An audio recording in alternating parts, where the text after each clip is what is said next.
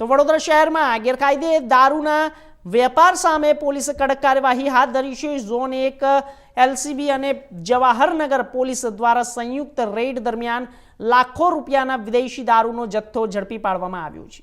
મળતી માહિતી મુજબ કરોડિયા વિસ્તારના રમેશનગરમાંથી ઇમરાન નામના કુખ્યાત બુટલેગર પાસેથી આ જથ્થો ઝડપાયો છે। પોલીસે સ્થળ પરથી મોટા પ્રમાણમાં વિદેશી દારૂ જપ્ત કરી આગળની કાર્યવાહી શરૂ કરી છે।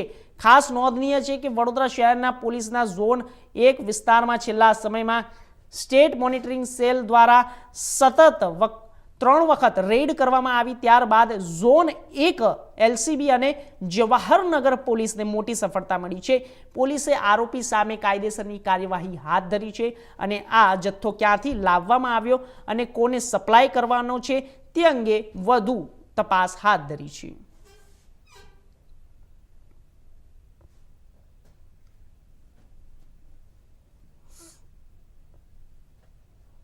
પંચમહાલ જિલ્લા